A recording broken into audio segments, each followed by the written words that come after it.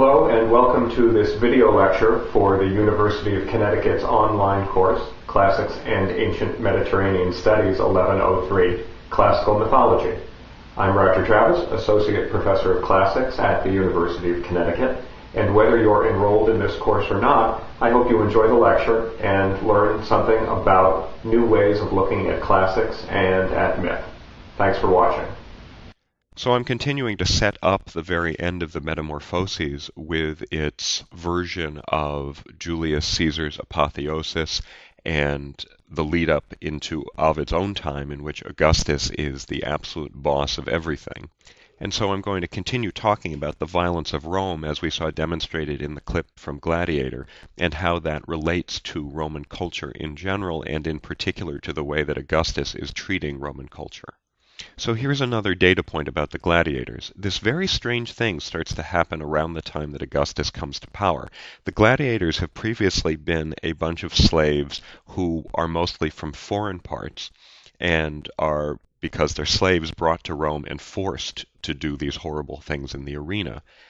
At the time when Augustus is coming to power, a new thing is happening in the gladiatorial culture, which is that free-born Romans are giving up their freedom and taking the gladiatorial oath, which makes them slaves, and becoming gladiators.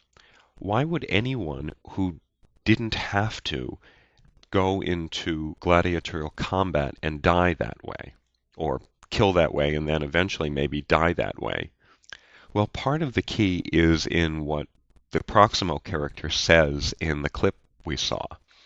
When you're a gladiator, you have some control over how you are going to live and especially how you are going to die. Why is that important? Well, that's important because of a central concept in Roman culture, patria potestas. Patria potestas just means the power of the father. And it's a central concept not only in Roman culture, but specifically in Roman law. And what it says is that the oldest member of the household, and by household we're talking about sometimes very large extended families, who is known as the Paterfamilias, that is the father of the family, that Paterfamilias has the authority and power to punish anyone in his household with death just because he says so. On the one hand, I think there's a pretty clear relationship between patria potestas and the fratricidal nature of Roman culture that we see from the very beginning with Romulus and Remus, and then we see continued in the Civil War. One way to think about the Paterfamilias is in the terms of a movie and TV series from a few years ago, Highlander, the motto of that show being, "There can be only one." There can be only one paterfamilias, so if you're born as a second son or as anybody else besides the oldest son in the household, you are almost certainly never going to attain full self-actuation, if you want to call it that. That's bad enough for anybody but the oldest son in every family, but it gets worse when Augustus comes to power because Augustus has a particular cultural strategy.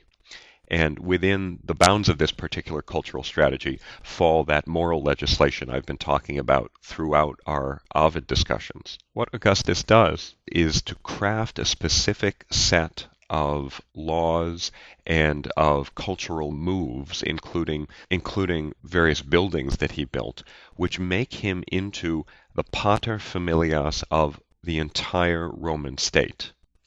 That is, the answer to the question, who's your daddy, became, at all times and in all places, Augustus.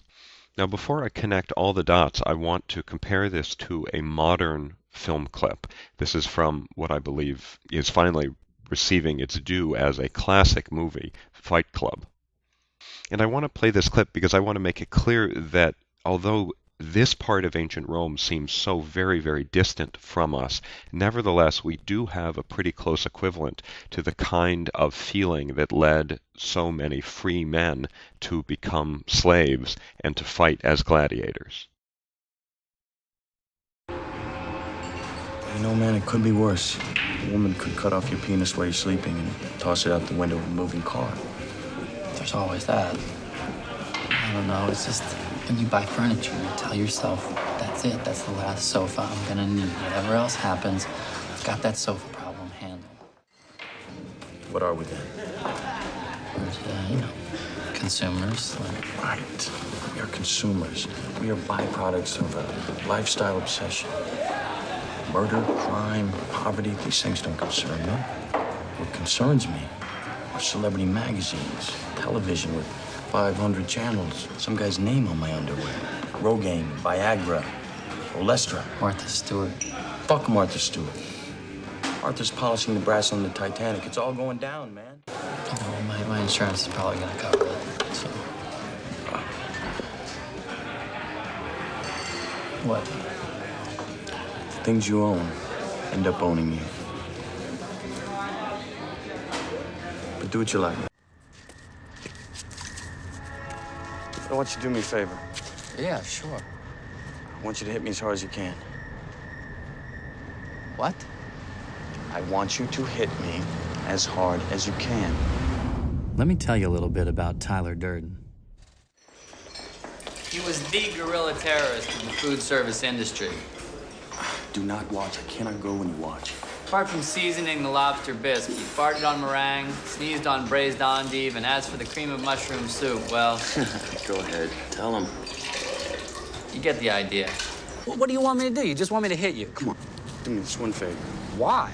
Why? I don't know why. I don't know. Never been in a fight. You? No, but that's a good thing. No, it is not. How much can you know about yourself? You've never been in a fight. I don't want to die without any scars. So come on, hit me before I lose my nerve. Oh, God. This is crazy. So go crazy. Let her rip. Hey, I don't know about this. I don't either, but who gives a shit? No one's watching. What do you care? Wait, what? This is crazy. You want me to hit you? That's right. What, like in the face? Surprise me. This is so fucking stupid.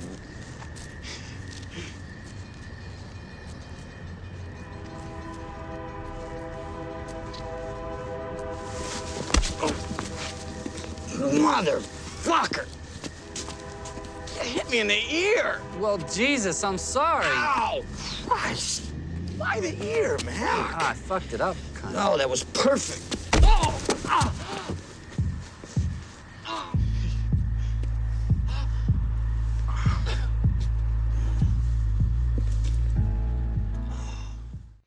Two really cool things here. The first is that line that Brad Pitt gets off, the things you own end up owning you. And the second is what happens in the sound design at the moment when the first punch is thrown. If you listen very closely, what you can hear is that a beat begins in the bass, and that beat is very closely mimicking a heartbeat. That is, life actually starts for them when they start fighting. In a world where people can be emasculated by consumer culture and emasculated by fascists like Augustus, sometimes the only thing you can do is lash out, or maybe it feels like the only thing you can do is lash out. So I think that explains at one and the same time Fight Club and the free men taking the gladiatorial oath, and it explains what the problem is for Ovid in looking at the rule of Augustus. That is, Augustus's fascist takeover of Roman culture means that nobody feels like they have a life anymore. And so that's what he's getting at in Book 15 when he turns to talking about Julius Caesar and Augustus Caesar.